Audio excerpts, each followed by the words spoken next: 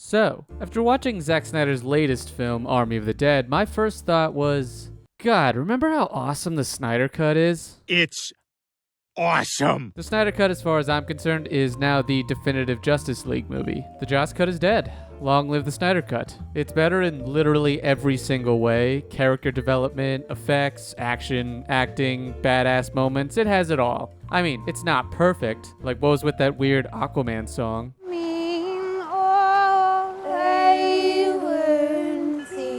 Stop singing! Snyder was kind of throwing everything but the kitchen sink in there, which he already threw in the last one. But it's a damn good ride, and 4 hours went by so smoothly. So, naturally, I watched that again too. And after I'd spent 6.5 hours of that day watching movies, I started thinking about how the Snyder Cut made me feel and what type of topics it delves into. It has actual themes and through lines for every principal character. And one of the things I think it deals with best is loneliness. My loneliness is killing me, and Loneliness is something we all feel, whether it's after a breakup, after a tragedy, after a loss, or after a virus rages across the earth, leaving you with very few people to talk to. No, you're trying to say something. Hell, just being different from others is enough reason for anybody to want to lock themselves away from everybody, for fear of revealing who you are and being rejected for it. But while that isolation can feel comforting, it's that growing loneliness inside that can really make you feel bad. I couldn't think of another word. Each one of these characters is dealing with isolation and loneliness from shutting themselves off. Victor after the accident and losing his mother, Barry from throwing himself into defending his father, Arthur from being abandoned by his mother, Clark from being the last of his kind, Diana from losing Steve and being cut off from her people, and Bruce from being, well, he's Batman. He has the usual Batman problems. I was a boy.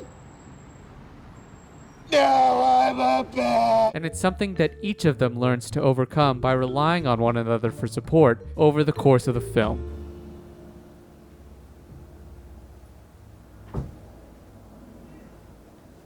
Take a look at The Flash's new introduction, which is one of, if not the best scene in the whole movie. One that perfectly encapsulates how every character feels at the start. Barry is just drifting through life, trying to get a dead-end job as a dog walker, even while he admits he's a criminal justice major. Something which is essential to dog walking, I'm sure. Then he sees Iris, and there is some instant connection between them. They both pause and look at each other and, well... But Barry turns away, not letting himself open up even a little to another person, and immediately starts joking around about murdering old ladies in front of an old lady, and showing off his mad 6th grade French skills. From the French, of course.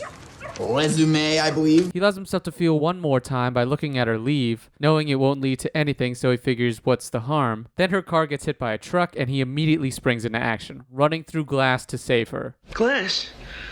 Who gives a shit about glass? Everything slows down as he looks at her, looking at her longingly, wishing he had someone in his life like this to rely on, and for a moment letting himself feel for someone that's not just his father. He sees someone he can connect with, someone that, if he was willing, he could possibly fall in love with. I mean, we all know he will eventually because it's Iris. Don't ever mess with my Iris. But to him, this is just a moment showing him what he's missing. Connection. He's isolated himself from others not just because of his powers, but because of how he feels broken and undeserving of a normal life that others have because he feels a duty to help his father. My dad freaking rules, dude. Just listen to the lyrics while he saves her. Long afloat on shipless oceans, I did all my best to smile, till your singing eyes and fingers drew me loving to your isle. Clearly this is a moment for him to see what he's been missing while he's been isolating himself in an endless sea. Then again, maybe it's referring to this hot dog. 50-50 odds, I'd say. The second that time starts back up, there's a moment between them. Not of fear, but of love. And in a way that scares him even more, so he runs off and whips his wiener out for the dog lady. Every character has the desire to connect with others, but none of them are willing to let people in to see what and who they really are. Cyborg may say, fuck the world, but he really wants nothing more than to be a part of it, as evidenced by the look on his face after he helps the waitress and her child financially. Feelings inside Oh no. One by one, they start to rely on the team. Funnily enough, it's Batman, who's more of a robot than even Cyborg, who learns this lesson first. Superman's sacrifice showed him what putting your faith in others can lead to. And after 20 years of being Batman and getting more and more jaded, it's nice to see him put faith in someone other than himself again. But it's good to see you playing well with others. No, that doesn't count. He didn't say that anymore. So the moment when Alfred asks him why he's sure Superman will show up near the end and simply says, Faith, Alfred. Faith. you feel it. You can see he's learned since the start of BVS that he's not the only person out there who wants to help. Unless they all coalesce and rely on each other, they'll end up becoming the villain of their own story and find themselves holding a spear over someone whose only intention was to save others. When people tell themselves they're broken, unworthy of love, and live their lives alone, eventually they start to believe those things. I mean, just look at Lex Luthor in this world. No man in the sky intervened when I was a boy to deliver me from daddy's fist and abominations. Uh-oh. Someone had some daddy issues. And it's not just Batman you can feel learning, seeing how much they need one another as the movie progresses, particularly with Arthur. Arthur. He's the last one to join the team and acts like he really doesn't care about anyone on the team, just there to help those who can't help themselves. How exactly? By saving their lives and robbing them, of course. It's on him. But, I mean, who cares? 'Cause that body. Jesus, I mean, you can steal whatever you want from me. My virginity for starters. Just kidding. I've had sex lots of times.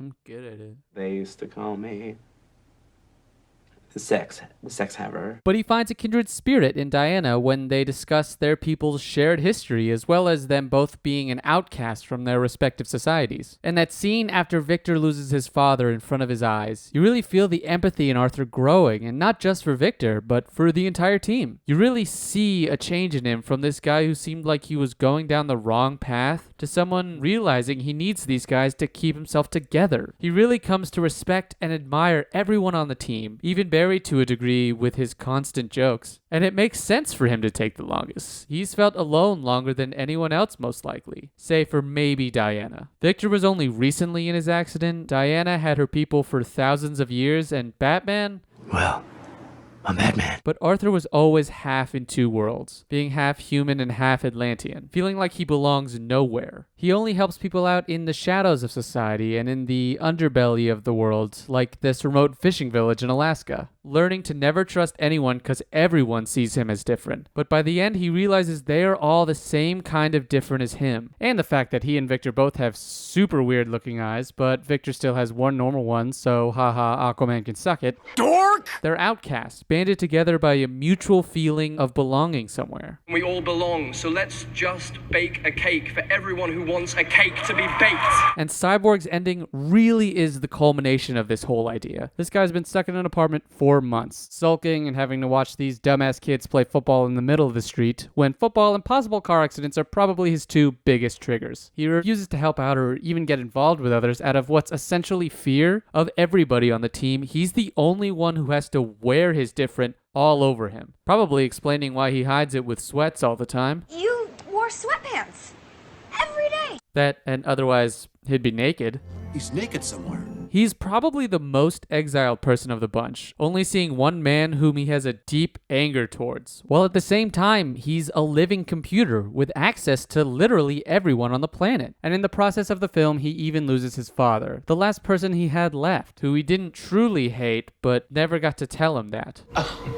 Daddy issues. Why didn't you say so? With his mother killed in a car accident and everyone else presuming him dead after said accident, he believes himself to be the most isolated thing on the planet. But that changes with his exposure to the team. He finds hope in Barry, he finds a kindred spirit in Arthur, while Wonder Woman and Superman inspire him with hope. I'm so full of hope. Just because everyone he's ever loved is gone doesn't mean he's without a family now, without a purpose. He's got the team, and they have him. It's every member of the team trusting him and treating him like he belongs. That makes the moment at the end when he enters the mother box to shut it down, and we see he's tempted by the offer to make his life and his family whole again. But Victor triumphantly proclaims that he's not broken and not alone, and it feels so monumentally satisfying. He finally understands his gifts don't make him weird, they make him special, and it's time to embrace that and reach his highest potential. After all he's seen happen to the other members of the team, he knows it would be wrong to commit any less than they do. As Diana says, losing someone can lead you to shut yourself off from the world, causing you to walk away because it's natural to feel like you're the only one who feels like this. Our reasons for feeling different or ashamed or outcast from others might not be the same, but the feeling is the feeling that nobody needs me, or worse, nobody wants me. But what it's not always easy for us to understand is that people out there can care about us, and it's our fear of loss and rejection that can lead us to simply wallowing in self-pity. We can claim that Strong man is strongest alone. but we know deep down that's bullshit. That's how a strong man gets weaker and weaker. Well, my weaknesses are actually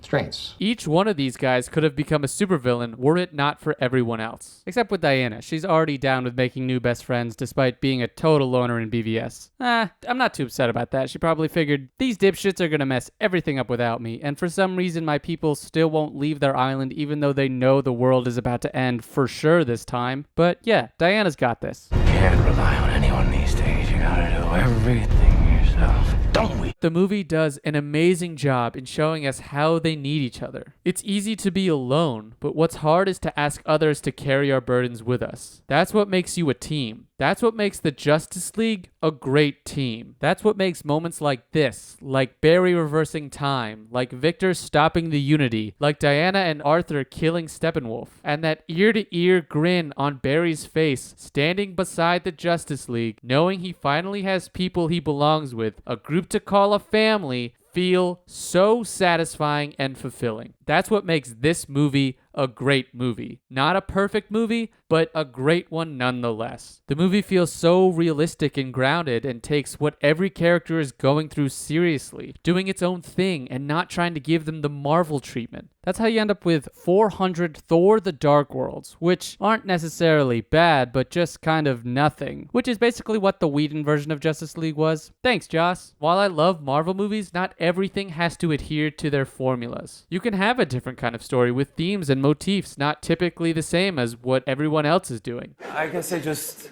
see things a little differently. Maybe it seems silly to delve this deeply into Zack Snyder's Justice League. But for me, moments like this feel so much more emotionally resonant than so many other low-effort, high-budget movies being made these days. The Dark Universe. The Monsterverse. And now I just want to give all these people that were fired because the original version sucked a big hug and say, you did it. Like Spider-Man at the end of Endgame. And yes, I will be crying like an adult. I am a man! Alright, testing. 1, 2, 3, 4, 5. Everybody's in the club. So come on, let's ride.